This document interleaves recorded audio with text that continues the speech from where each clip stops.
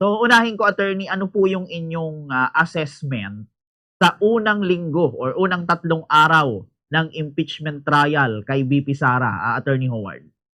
Well, kung titignan natin, nakapagpresenta ng isang testigos, yung prosecution, ito nga si Kalilong, ang kanyang purpose, simple lang naman po, no? Bombokier, i-authenticate o bigyang bisa ang video at ang ninalaman ng video, no?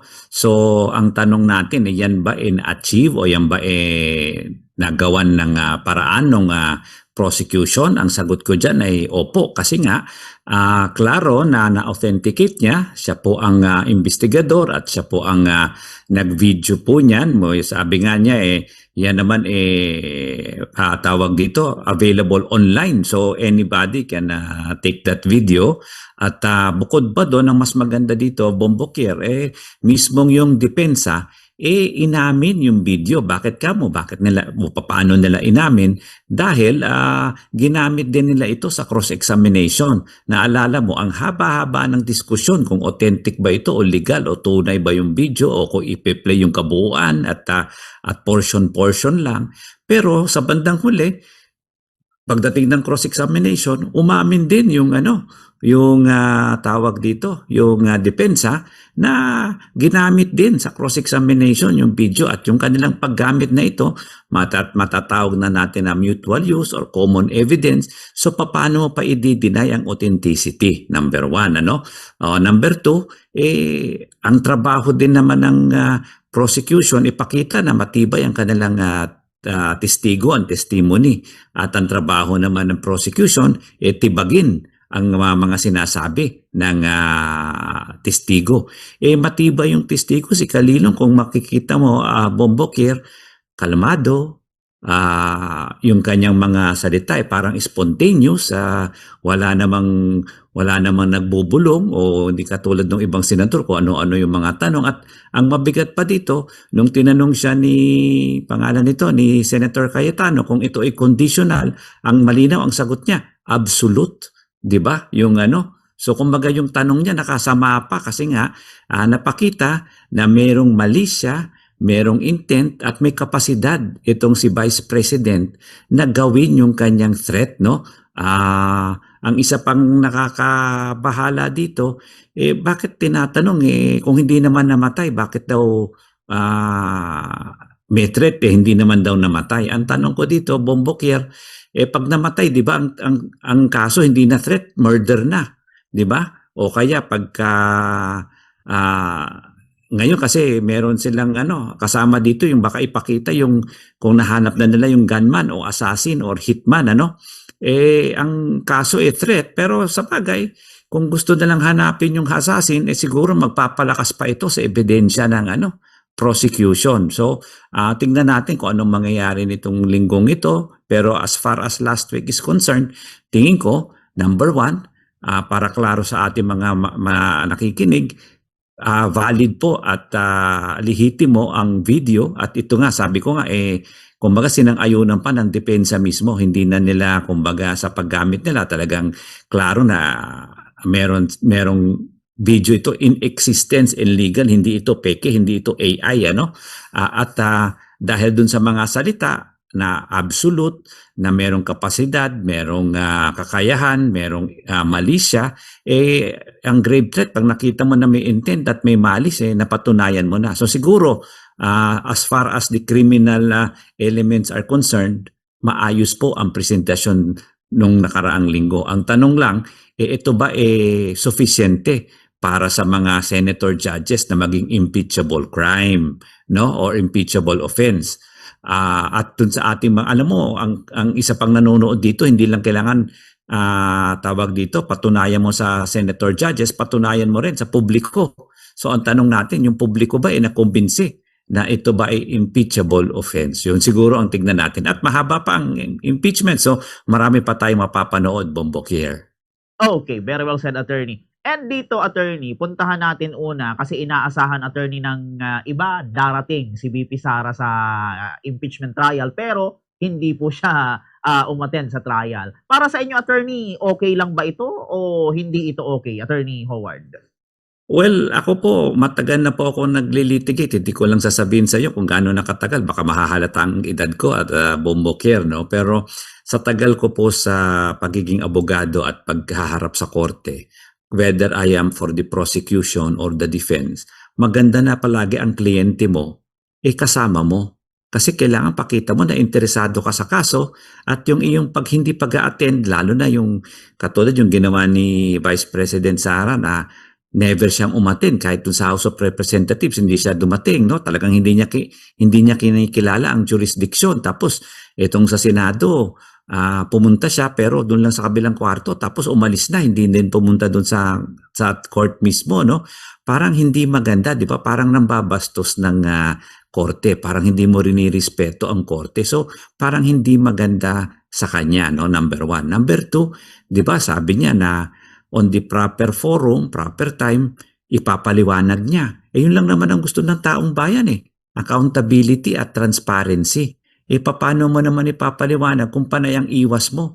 'Di ba? Hindi ka sumisipot, panay ang iwas. Mabuti na lang si Typhoon Inday, parang si Inday Sara, umiwas. Baka ganun ang gusto niya, no? Parang bagyong Inday Sara, parang iiwas sa Pilipinas, iiwas sa gulo, sa sagutin ng anong akusasyon sa kanya, baka yun ang kanyang nasa isip. Pero sa tingin ko, hindi makakaganda na hindi man lang siya magpakita o sabi nga magbigay respeto sa korte.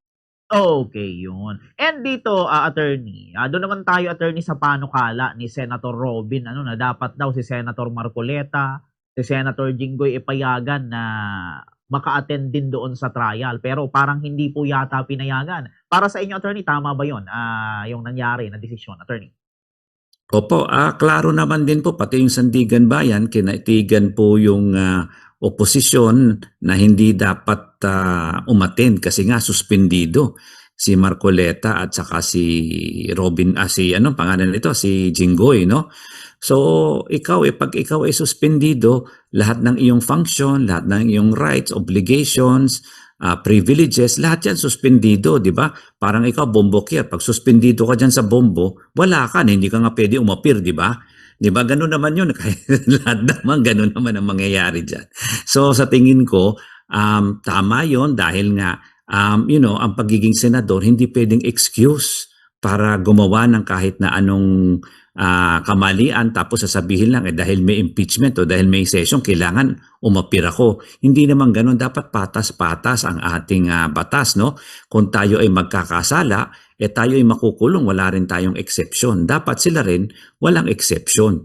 Non-bailable pa naman yung kanilang kaso, no? So kailangan, kaya nga ang tanong diyan, Bombokir, pwede bang mag-participate sila? Diyan sagot natin, hindi. Ngayon, kung hindi sila mag-participate, di ba dapat Bombokir yung boto na 16? Kailangan ibaba kasi wala silang dalawa o wala silang tatlo kasama na si Bato. Baka 14 na lang o 13 or 12, depende kung ilan silang makukulong. So, kailangan bisitahin po natin ilan ba talaga ang kailangang boto para makonvict ang isang impeachable officer. Okay, very well said, attorney. And dito, attorney, doon naman tayo, attorney, sa ito talaga pinagtatalunan din. Dapat daw ang presiding officer si Senator Gatchalian, pero si Senator Escudero yung presiding officer. Anong masasabi niyo doon, attorney?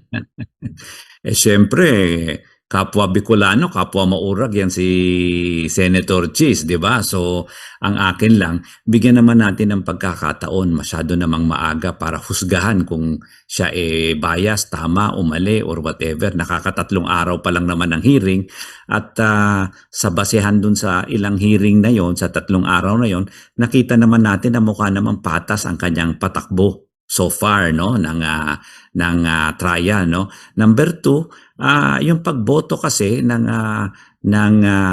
presiding officer at pagpili ng presiding officer, malinaw naman po sa Constitution, Bombokir, no? Ano ba ang sinasabi ng ating Constitution? Pag impeachment at ang presidente ang nasasaktala, presidente lang po, wala akong sinabing iba. Kasi maalala natin, marami pang ibang impeachable officer kasama ang Vice President, Supreme Court Justices, Constitutional Commission bodies, etc. So ang sinabi lang po doon, isa lang po ang binanggit ng ating Constitution. Pag presidente po ang nasasakdal, kailangan po ang presiding Chief Justice. Pero dun sa iba pong impeachable officers, sinabi ko na nga, Vice President, Constitutional Commission members, Supreme Court Justices, Ombudsman, wala hong binabanggit ang ating konstitusyon. Tahimik po. So ibig sabihin, ang sinasabi lang ng konstitusyon, ang kanilang requirement, isa lang po, pagka presidente. At ano naman ang mangyayari pagka hindi presidente? Doon din po sa ating konstitusyon, binibigyan ng kapangyarihan ang Senado, ang impeachment court, na gumawa ng kanilang rules and regulations. Kasama na po sa rules nito ang pagpili ng presiding officer. So malinaw po yun. So yung bang nagtatanong nito, siguro sabi ko, wag na lang nilang patagalin ang hearing at gumugulo. Nakikita na hindi pa sila marunong sumunod, pangit naman na kumbaga magsasalita sila, panggulo lang. Okay po. And ito, attorney, balikan ko lang yung about sa 16 votes na kailangan. Kung ako kasi, attorney, yung titingin, parang hindi ito aabot ng 16 Kasi, yan nga po, yung mga kaalyado na usapin, parang sa tingin ko, hindi ito aabot ng 16. And paano, attorney, kung 15 lang yung bumoto na i-impeach si VP Sara, ano kaya ang mangyayari dito, attorney? Ayun nga, kaya nga may mga nagtasabing mga tao na number 1, sana ngayon pa lang desisyonan na kung talagang 16 ba, 14, 15, etc. No? Kung anong numero ba yan, number 1. So number 2, meron din mga nagsasabi na hindi pa napapanahon para tanungin ang Korte Suprema dyan. Dapat magbotohan muna kasi hindi naman natin alam. Alam mo, Bombokir, maraming milagro nangyayari sa mundo. Baka sakaling yung akala mo 12 o 13 lang, biglang bukas makalawa dahil sa bigat ng ebidensya, makonsensya naman yung ibang senador. No? Kahit naman sa tingin mo, meron silang mga kinikilingang partido o politiko, meron naman din konsensya yan kahit papano. Baka naman biglang umabot tayo ng 15, 16, 17. Hindi na kailangan nga pagdesisyonan kung anong bilang pa yan, di ba?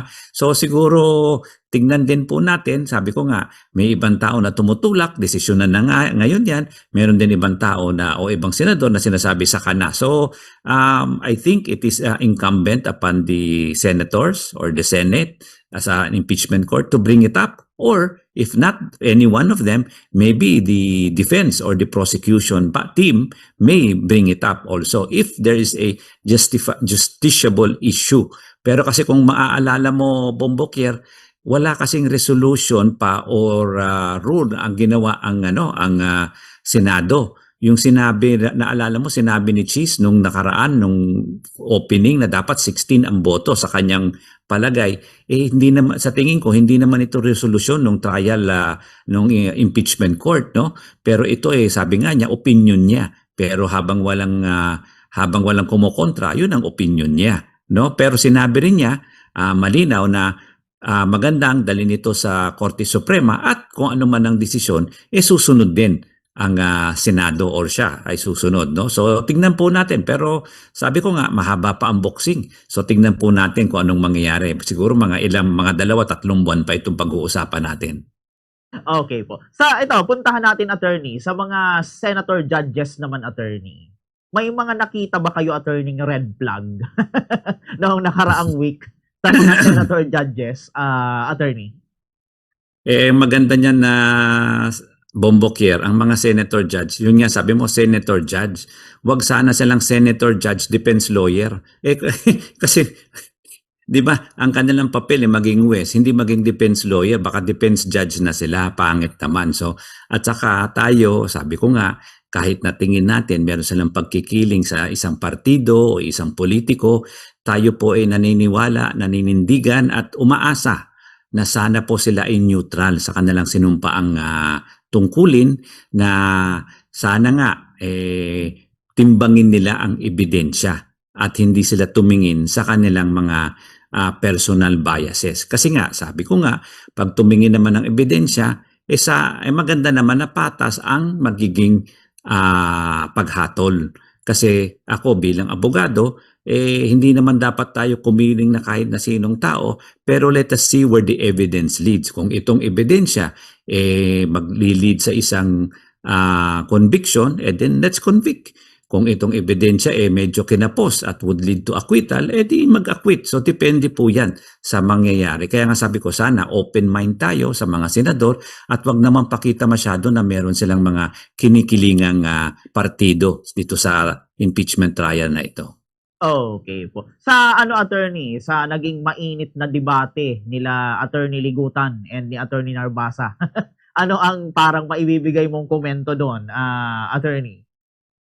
Well, ang sa akin lang, alam mo, marami akong nababasa at nakikita na panay daw ang objection, Mr. Objection daw ang mga tawag dun sa iba, no? Pero alam mo, sa abogado, kasama po yan, yung objection na yan. Pero wag naman din gamitin sobra-sobra kasi parang lalabas na masyado kang defensive o masyado kang may tinatagong katotohanan o meron kang ayaw pasabi kung panayan naman ang objection mo, excuse me. So, sa akin, more than looking at the personality, magandang tignan na kumbaga, pagsabungin yung dalawang abogado, magandang kwento yan, ano?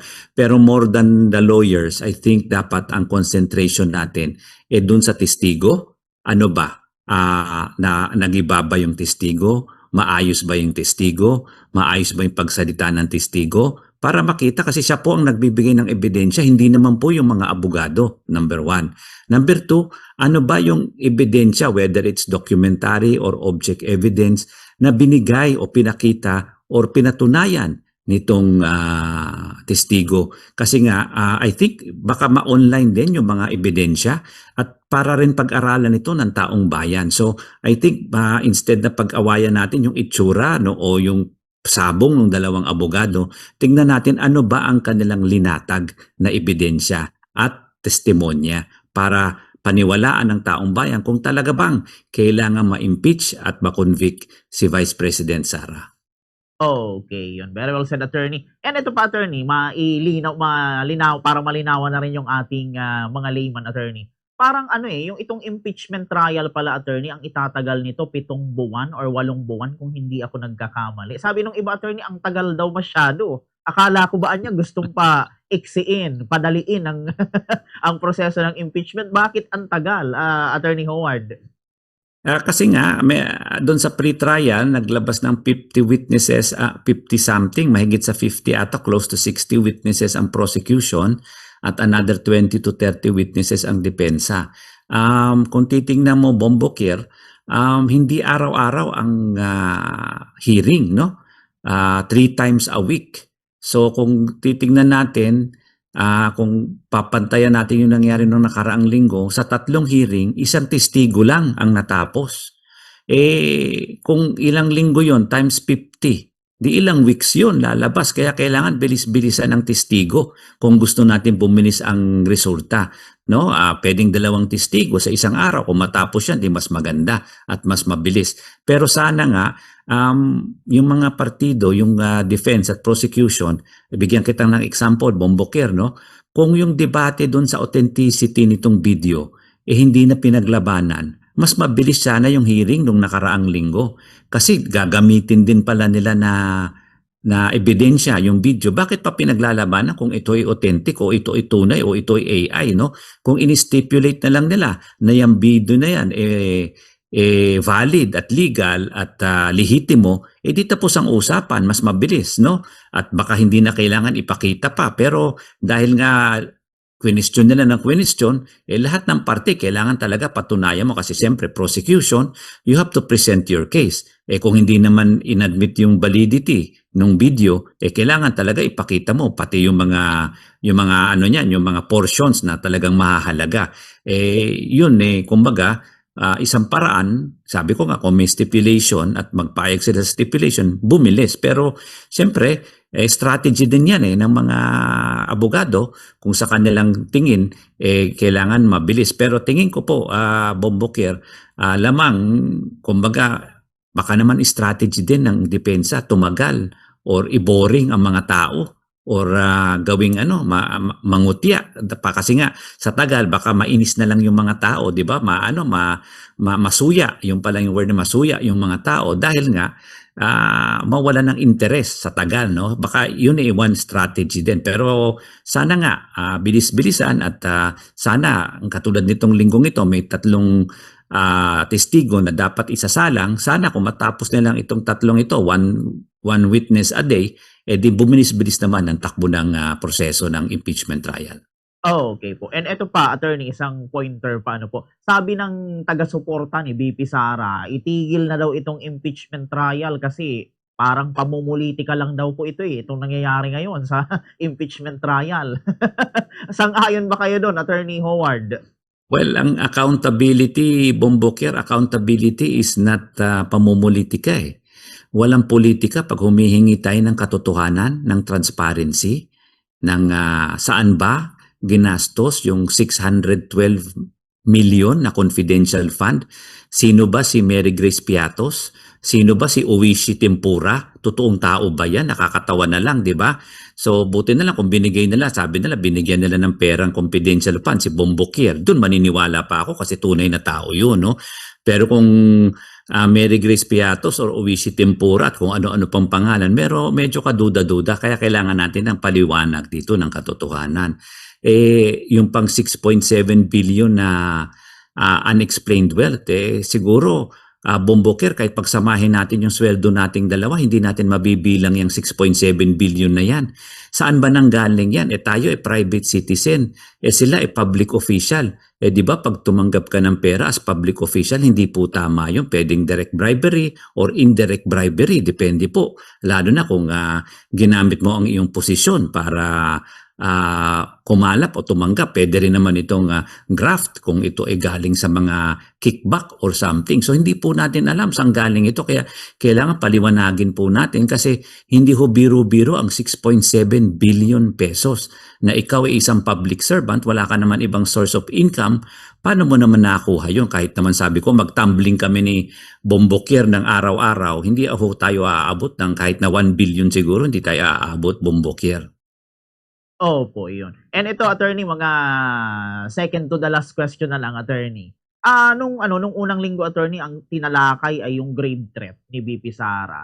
Bakit kaya yun, attorney, yung inuna sa palagay ninyo? Parang kung ako rin ang huhusga, attorney, parang mas malakas yung yung sa confidential fund issue ni VP Sara. Bakit kaya, attorney, sa palagay ninyo inuna yung about sa grave threat? Sa palagay ko lang, ito yung madaling ipresenta at nandyan na, alam na ng tao. At siguro kung tayo, mahilig naman tayo sa mga K-pop at saka mga telenovela, Bombokier, no? Para makuha natin ang interest ng tao, kailangan ang suspense paakyat, di ba? Paano? Yung tawag dito, meron kang inaabang-abangan, di ba? So I think yung sabi nga nila, marami pang pasabog na susunod. So I think as the trial goes, mas maraming pasabog na darating. So yun yung ating abangan. Kaya nga, isa pa, dahil naalala mo, meron dun sa confidential funds at saka sa lalong-lalo na doon sa pangalan nito, sa unexplained wealth, di ba meron dun yung mahiwagang ITR box na hindi pa mabuksan-buksan. Nandun din yung mahiwagang bank records na hinihingi na isubpina. Andun din yung sa AMLA report. Kung isipin mo, Bombokier, kung ito nga, naghaba na ang diskusyon, ang debate, kung tunay ang ebidensya, kung tunay ang video, I expect mas mahaba ang debate kung bubuksan yung ITR box, kung papayagan ang bank records isiliwalat sa impeachment trial. Bagamat alam natin na ang bank records, bank secrecy ay exception po ang impeachment. So dapat payagan po yan, no? Alam din natin na pag ang presidente inauthorize ang BIR commissioner buksan ang ITR ng kahit na sinong tao, lalo na ang public official, yan po pwede, nasa batas din po yan. So yan pong mga yan, talagang pagdedebatihan po yan. Kaya siguro medyo dinagay muna nila sa susunod na mga hearing yan. Dahil nga, pwedeng, di ba sabi natin, minsan pag gumagawa tayo ng mga trabaho natin, unahin natin yung madali para matapos na kaagad. Tapos yung mga ibang medyo mahirap ng konti, kumbaga paghandaan natin ng mabuti para mabilis din matapos. Baka ganon din po. Pero siyempre, style po yan. Kumbaga, nasa sa discretion po ng prosecution niya kung ano po ang kanilang uunahin. Okay po. And ngayon, attorney, ngayong panibagong week ng impeachment trial. Ano kaya, attorney, yung yung inaasahan ninyong mangyayari, yung susunod na tatalakayin sa impeachment trial, attorney? Well, ang sabi nila, of course, wala naman po ako sa prosecution team, pero ang inaabangan natin yung isang NBI supervisor, kumbaga agency Kalilong, ito mas mataas, mas boss niya. Sabi baka daw mapatunayan kung ano talaga yung assassin o kung talagang mayroon silang kinuha o kinausap baka ito po yung lumabas, hindi ko po alam, pero yun ang mga haka-haka, no? Pangalawa, lalabas daw dun nila, sinumpinan nila as a hostile witness itong si Zuleika Lopez, na alala mo yung prinisintan nila na assistant ni or chief of staff ata ba ito or assistant ni VP Sara. Sa akin magandang tingnan yan kasi as a hostile witness, bombokir, maraming pwedeng mangyari. Pwedeng magkamali siya, masaliwalat niya kung ano yung kanyang tinatago, o di kaya talagang loyal siya sa kanyang principal, si Vice President Sara, na kahit anong sabihin mo, wala siyang sasabihin talaga. Talagang hindi mo siya mapiga-piga. Or another one na pwedeng mas mahirap naman na mas nakakatakot is baka sa kapipiga mo kung ano-ano ang sabihin niya, baka hindi katotohanan o pagtatakip, no, para hindi lang madiin si Vice President Sara. So medyo double-edged sword ang hostile witness, kaya medyo mag-ingat po tayo dyan. Pero sabi ko nga, parang parang magandang abangan kasi magandang testigo yan kung siya po susipot sa sumpina na hiningi ng Senado para sa kanya. Okay, yun. At bago tayo magtapos, Attorney Howard, siguro na lang, attorney, yung inyong maiiwan na mensahe sa publiko in connection dito sa impeachment trial ni VP Sara. Go ahead po, attorney. Well, sa aking mga kababayan, mga madi na ali ng naga, ali ng mga bilog na kabikulan, sa kuya ay siguro let's just have an open mind. Let's hear the evidence, no? Hindi ito laban ng mga abogado, bagamat magandang, sabi ko, magandang pagsabungin yung mga abogado kung ano yung mga kanilang sinasabi. Pero mas importante po, bukas ang ating mata, bukas ang ating isipan para po timbangin ang ebidensya. Timbangin po ang testamento ng mga testigo at timbangin ano ba ang linalaman ng ebidensya, whether it is documentary or object evidence, no? At siguro, Bombokir, bago ako magtapos, naali ka ng naga, pwede bang kamustahin ko muna si Vice President now, Mayor Leni Robredo? Baka naman esip-esip, baka naman makapagbisita at hindi ho natin alam, baka meron pang future para sa ating bayan, hindi lang po sa bayan ng Naga.